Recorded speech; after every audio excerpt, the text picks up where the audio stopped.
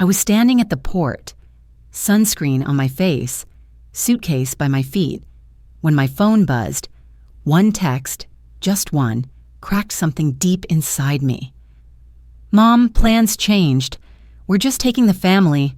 I read it twice, then 3 times, before it sank in. My name is Melvina Prescott, and in that instant, I learned what it feels like to be cut out of your own family. Not with a fight, not with words, but with silence. I looked up and saw them on the upper deck, my son Ethan, his wife Lauren, my 2 grandchildren waving as the cruise horn echoed across the water. They were smiling, glowing in the sun, while I stood on the dock like a stranger they'd forgotten to delete from their lives. That morning, I didn't just lose a trip. I lost the illusion that I still belonged. June sunlight shimmered over the port of Seattle, painting the water gold. The air smelled of salt and sunscreen, a mix of excitement and nostalgia that clung to the morning breeze. Around me, families laughed, children tugged on their parents' hands, couples posed for photos in front of the cruise ship bound for Alaska. I stood among them, holding a single suitcase, light enough to manage, heavy enough to remind me of everything I'd packed my hopes into. Inside was the wool cardigan I'd knitted for my daughter-in-law years ago, back when I still believed gestures like that could knit us closer, too. For 40 years, I'd never missed a single family trip. Until this one, Ethan had insisted I join them. He'd said it over the phone last month, his voice distracted but certain. This time, we're all family together. I'd smiled at those words as if they were a promise. Lauren, always polished and perfectly composed, had added her gentle but pointed caveat. Just remember, Mom, boundaries make things healthy for everyone. I laughed it off at the time. I didn't see how a word like boundaries could one day feel like a wall. Ethan, my only child, had built a life I once dreamed for him. A successful engineer, a suburban home in Santa Rosa I helped him buy, 2 bright-eyed children who still called me Grandma with genuine affection. Liam was 8, endlessly curious. Emma, 5, had a giggle that melted every bit of bitterness I'd ever known. They were the reason I still lived in the same hemisphere as the woman who reminded me, in subtle ways, that my role in their lives was optional. I adjusted my sun hat as the loudspeaker called for final boarding. The line shuffled forward. I texted Ethan, "I'm here, near gate 4. He didn't reply. I assumed he was busy checking in the kids. When my turn came to scan the ticket, my phone buzzed again. A message from Ethan, "Mom, plans changed. We're just taking the family." I stared at the screen, waiting for more words that never came. The sentence sat there, flat and final, its cruelty hiding behind its calm. I could feel my pulse in my throat, my fingers tightening around the phone until my knuckles whitened. I stepped out of the line, scanning the crowd through the glass barrier that separated passengers from those left behind, and there they were, Ethan, tall in his blue shirt, holding Liam's hand. Lauren knelt to fix Emma's hair, laughing softly. The kind of moment that used to include me. I called out, but my voice was swallowed by the ship's horn. Ethan looked down at his phone, then turned toward the deck, guiding his family forward without a glance toward the terminal. My hand fell to my side. The boarding gate closed with a soft hiss, like the last exhale of something dying quietly. The ship began to move. White waves churned against the dock, splashing over my shoes. A little girl standing nearby tugged her mother's arm. "Is Grandma coming too?" she asked. "Not this time," the woman said. I looked down at the unscanned ticket still in my hand. Maybe they just forgot I was family. Or maybe I forgot I wasn't. The horn sounded again, long and low, as the ship pulled farther into the bay.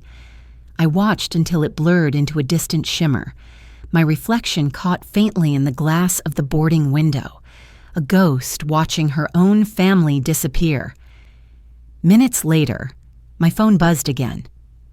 A social media notification. Lauren Prescott posted a new photo. I opened it. The caption read, "Family memories begin." They were all there, framed perfectly on the upper deck. Ethan smiling, the kids waving, the ocean sparkling behind them. And there, in the corner of the glass reflection, almost invisible unless you looked closely, stood a faint figure among the crowd below. Me. The ship became a dot on the horizon. Maybe I was that dot all along, small, unseen, unneeded. 16 hours on the road felt longer than the distance between Oregon and Santa Rosa. When I finally pulled into the driveway, the house was unnervingly still. No laughter from the kids, no lights in the windows, just the sound of the wind brushing through the hedges I had once planted myself. I unlocked the door and stepped inside. The air smelled faintly of dust and absence. The dining table, once polished to perfection, was covered in a thin gray film.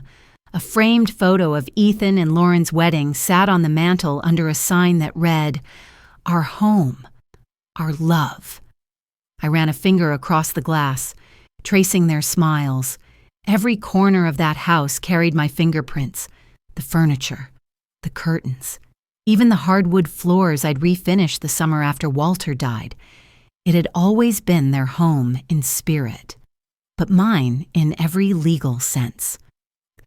I set my purse on the counter and started sorting through the mountain of unopened mail, bank statements, insurance updates, catalogs, and then one envelope caught my eye. The logo of the bank was printed across the top. Notice of mortgage adjustment. My chest tightened. I slid it open carefully and began to read. The moment I saw my name, Melvina Prescott, listed as the borrower on a new mortgage, my knees weakened. For a long moment, I just stood there, letter trembling in my hand. The house wasn't supposed to have a loan attached. I'd paid for it in full after Walter's death, draining the last of our savings because Ethan and Lauren needed stability for the kids. I gave them the right to live here, never ownership. Heart-pounding. I went to the old desk in the corner and searched through the drawer.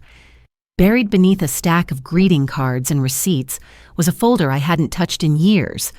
Inside it, an authorization document, bearing my name, my signature. But I'm wrong. The pen pressure was off, the slant different, shaky in a way my hand never was, and underneath it, a yellowed note in Walter's handwriting. Always check twice. Love, Walter. A sad laugh escaped me. I should have checked thrice, I whispered. The next morning, I drove straight to the bank. The young teller smiled politely when I asked about the loan. She typed on her computer, then looked up with an expression that almost bordered on admiration. "Your daughter-in-law handled all of this." She seemed very confident.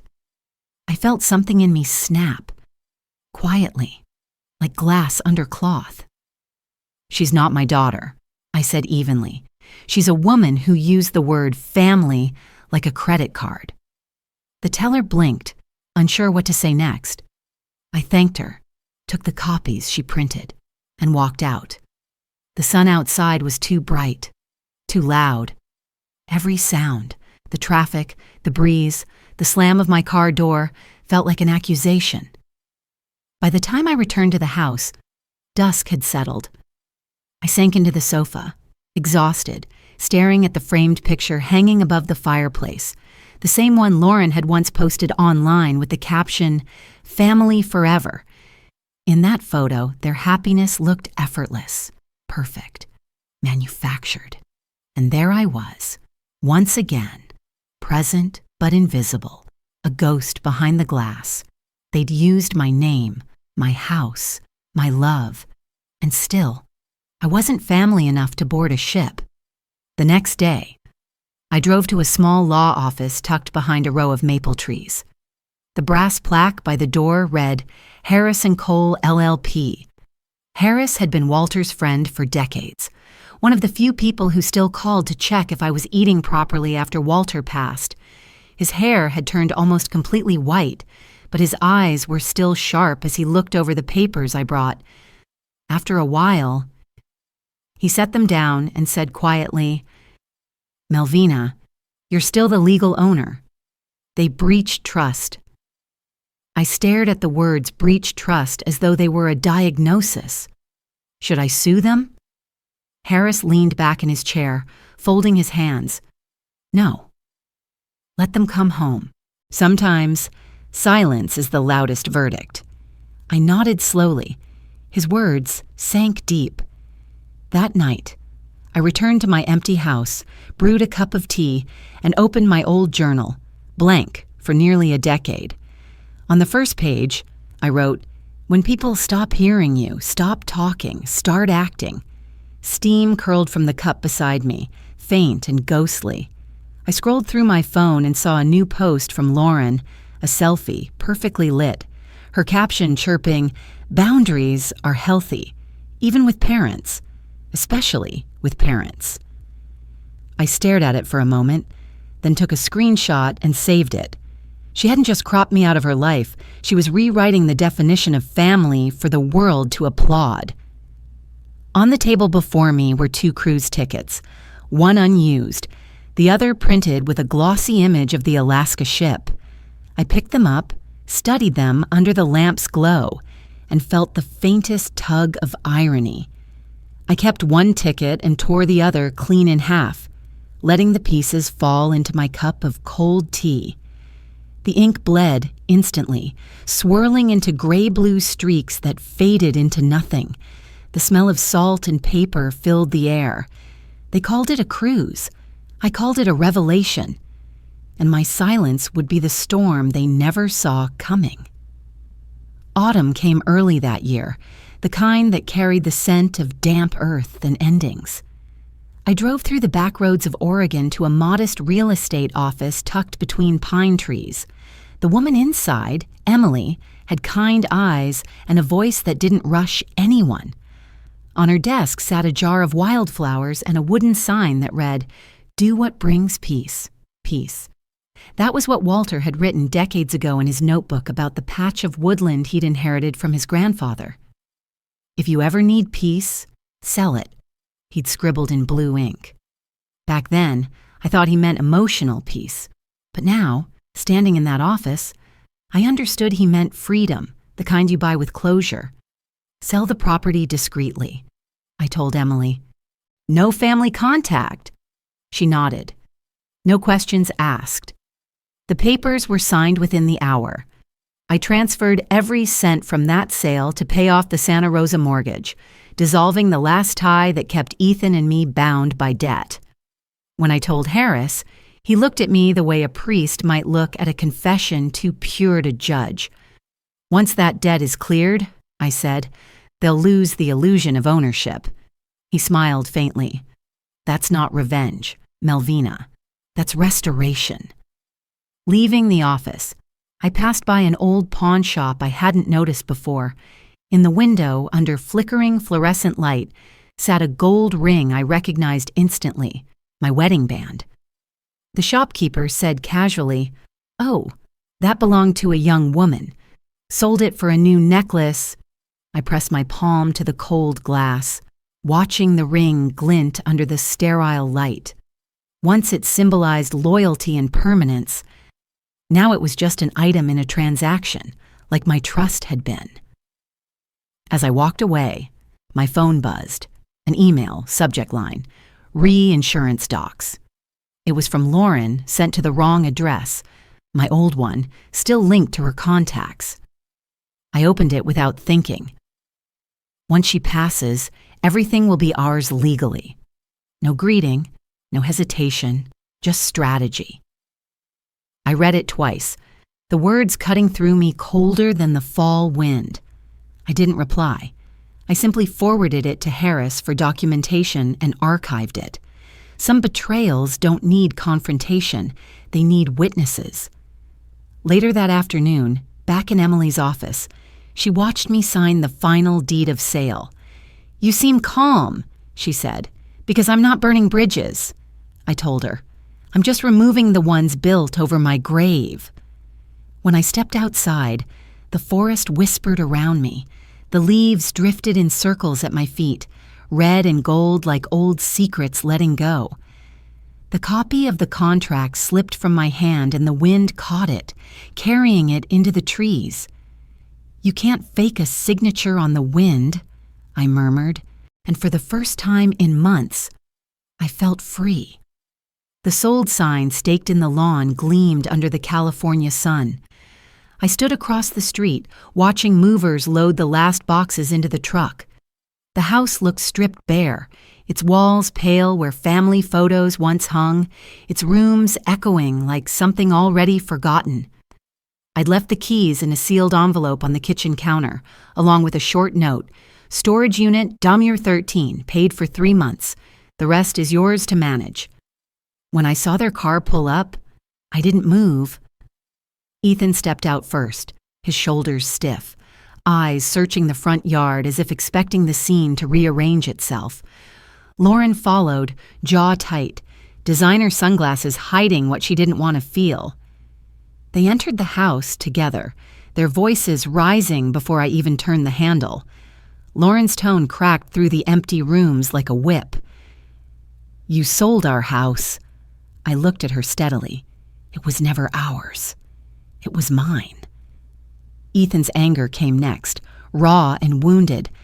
"Mom, how could you do this?" I kept my gaze level. "How could you let her sign my name?" Lauren scoffed, crossing her arms. "We're family. Families share everything." I stepped closer, the air between us still and heavy. Sharing stops where lying begins. The silence that followed was electric, thick enough to hum. Even the dust seemed to pause in the air. Lauren tried one last weapon, her voice trembling with feigned pity. "You're cruel, Melvina." I smiled faintly. Cruelty is leaving someone behind and calling it love. Ethan said nothing. His silence spoke louder than any defense. I picked up my purse and walked toward the door. Behind me, I heard the faint sound of Lauren's breath hitch, the beginning of realization. Outside, the wind caught the edge of the sold sign, flipping it once before it landed against her legs. It fluttered there, white against her black dress, obscuring her face. "Where will you go?" Ethan called out as I locked the door behind me. "Anywhere that's mine," I said without turning around. When they finally entered the kitchen, they found the envelope waiting on the counter. Inside was a single page, written in my hand. "The house you called home was never yours. Family isn't a title, it's an act." Beneath it lay the finalized deed transfer, stamped, notarized, and signed Melvina Prescott. I walked down the driveway, the sun warm on my back. The keys were gone, the ties cut, the silence complete. And for once, silence didn't feel empty. It felt like justice. A month after selling the house, I left America behind. The plane descended over Ireland under a low gray sky, the kind of sky that made even the sea look like it was holding its breath. Walter's ancestors were from Galway, a coastal town that smelled of rain and salt and history. I rented a small stone cottage perched on the cliffs, where waves crashed against the rocks so hard it sounded like they were trying to speak. I told myself I'd cross the ocean to forget, but the truth was, I'd only come to meet the same water on a different shore. Every tide sounded like memory, every wave, a reminder that grief travels well. The town was quiet, humble. One morning, I wandered into a small shop that sold art supplies. I lingered too long in front of a row of watercolor brushes, unsure why I'd even picked one up. That's when I heard a voice behind me, warm, lightly teasing. "You paint?" she asked. Or are you trying to remember how to? I turned to find an older woman with white hair tied loosely in a braid, her wrists lined with silver bangles that jingled when she moved. Maybe both, I said. Her name was Maeve Gallagher, a watercolor artist who lived alone in a seaside cottage a few miles from mine. She invited me to visit her studio, and something about her tone made refusal impossible. Maeve painted the sea every day, yet each piece looked different. She told me that water, like memory, never behaved the same twice. When I struggled to control the paint spreading across the page, she laughed softly. Stop fighting the water. Melvina, let it find its way. Her words stayed with me. I began painting every afternoon, not for beauty, but for release. Still, every time I painted the sea, I left the horizon blank. I wasn't ready to imagine what lay ahead. One evening, Maeve looked at my latest piece, a half-finished seascape, gray and pale blue, and said, "It's not finished, but it's honest." I laughed, the sound strange in my own throat. It was the first time I'd truly laughed in months. Days passed quietly until one morning, as rain tapped gently on the window, I unfolded the Ireland Times. A small headline on the finance page caught my eye. California startup accused of financial fraud. CEO Lauren Prescott under investigation. I froze. The print blurred for a second before I laid the paper flat on the table. Sometimes, I whispered, the sea returns what it took. Outside, the waves pounded the rocks harder than usual, as if applauding justice carried across an ocean. That night, I sat by the window, writing a letter to Liam. When love sails away, I wrote, don't chase it. Wait for the tide that brings yourself back. The ink spread slightly on the page, like watercolor on damp paper. For the first time, I didn't try to stop it. It was raining the morning I heard the knock, soft at first, then insistent, a sound carried by both rain and regret. I opened the door to find Ethan standing there. His coat was soaked through, his hair plastered to his forehead. The wedding ring he used to wear was gone. She left, he said simply, voice hoarse. I thought she loved me. So did I answered. For a moment, neither of us spoke. Only the sound of rain filled the space between us, steady and merciless. I lost everything, Mom, he said finally. No? I replied quietly. You found the truth. That's rarer. He looked down, as if the truth itself weighed more than loss ever could. When he asked if he could stay for a few weeks, I shook my head gently. I raised a man, not a tenant. Find a place, then come for tea. The rain kept falling, but something in my chest loosened. Not forgiveness, not yet, but distance without bitterness. As he stood in the doorway, shoulders heavy with shame, Ethan spoke again. Lauren told me you once promised to give us the house. She said you'd thank her someday for helping me grow up. I met his eyes. Then I should thank her first. The silence that followed wasn't cruel. It was cleansing, like the pause between tides when the water draws back to gather strength again. When he left, the rain finally eased. The sea below the cliffs shimmered under a break in the clouds. For a long time, I stood there, watching the horizon fill in, the same line I'd always left blank. Maybe healing didn't mean forgetting. Maybe it meant painting the horizon back in, one brushstroke at a time. Spring had returned to Oregon, soft and forgiving, the kind that made even old trees bloom as if they'd forgotten their winters. A full year had passed since I last saw my son. When Ethan called to invite me to Liam's birthday party, his tone was careful, humble in a way it had never been before. The backyard was small but bright with laughter. A wooden table stood under strings of paper lanterns. No photographers, no perfectly staged family photos this time. Just a few neighbors, a homemade cake, and a scent of apple pie in the air. When I stepped through the gate, Liam spotted me first. "Grandma!" he shouted, sprinting across the grass. "I saved you a seat!" His arms wrapped tight around my waist before I could say a word. Ethan followed. Slower, carrying paper plates and a nervous smile. "I wasn't sure you'd come," he said quietly. "I wasn't sure either," I replied, and meant it. The afternoon unfolded gently. Emma's laughter mingled with the sound of bees.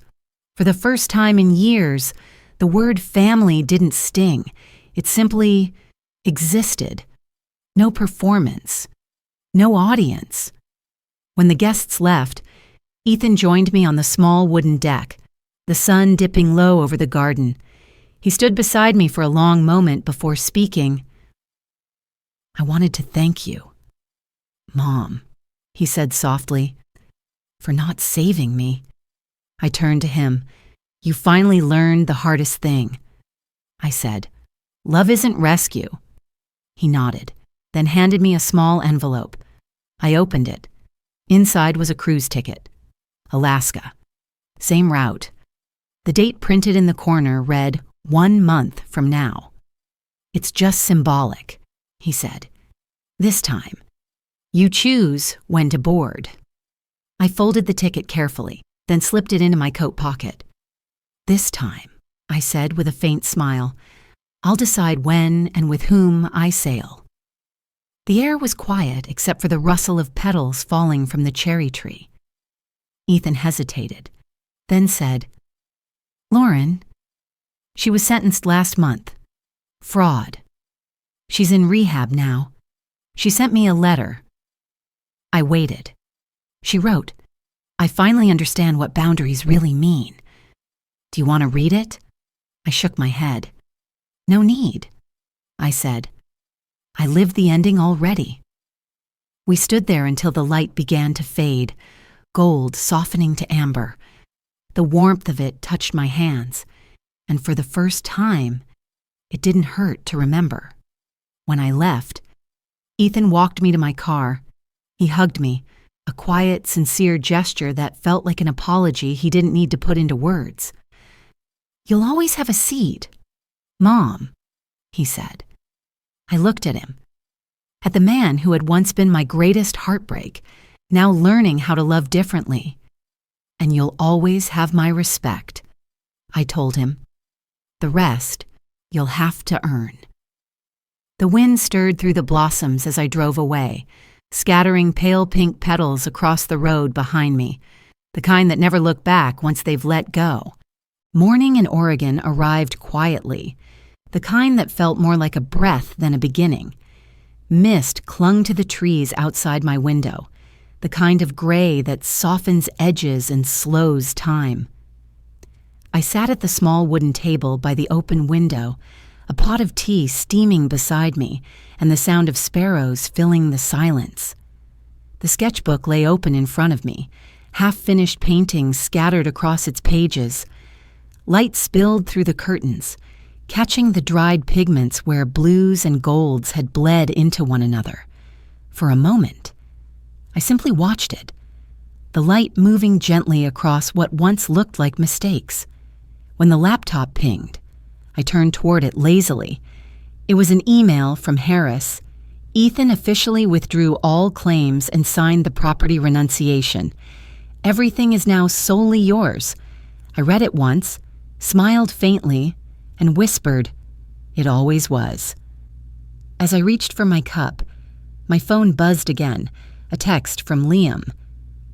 "Grandma, can we paint together next week?" I typed back slowly, my fingers steady on the keys. "Of course. We'll paint the sea." A small, warm ache spread through my chest, not sadness, not nostalgia, just the quiet certainty that some loves never needed repairing. I turned back to my sketchbook. As I flipped through the pages, something thin and folded slipped free, a ticket. The edges were slightly worn, the ink faded but clear enough to read, Alaska Cruise, Departure, June 14th. The ticket from the trip I never took. I held it between my fingers for a while, the paper soft now, almost translucent. Unclaimed, I murmured, smiling to myself. Just like me once, but not anymore. I slid it back between two watercolor pages, not as a wound, but as a keepsake, a chapter transformed into color. The ticket disappeared beneath layers of paint, sealed in the blues and golds of the sea I had finally learned to love again. The room was quiet except for the sound of the kettle cooling and the faint hum of morning. Light filtered through the window, brighter now, touching every brushstroke on the paper. It made the colors shimmer, soft, forgiving, alive. I sent one last message to Liam before closing my sketchbook. In watercolor, you can't erase mistakes. You turn them into light. Outside, the sun lifted the mist from the trees. The air smelled of spring and wet earth and something new. Some people had left me with debts. Others had left me with lessons. Both, in their own strange way, were priceless. A month later, I stood once again on the deck of an Alaska-bound ship. The same ocean stretched before me, but everything had changed. Not the sea, not the sky, only me. The air was sharp and clean, the kind that carried both memory and release. My silver hair whipped gently in the wind, my pale blue sweater warm against the chill. In my hands, a sketchbook, worn, stained with watercolor, and full of every piece of myself I'd reclaimed. All aboard, the voice over the speaker called.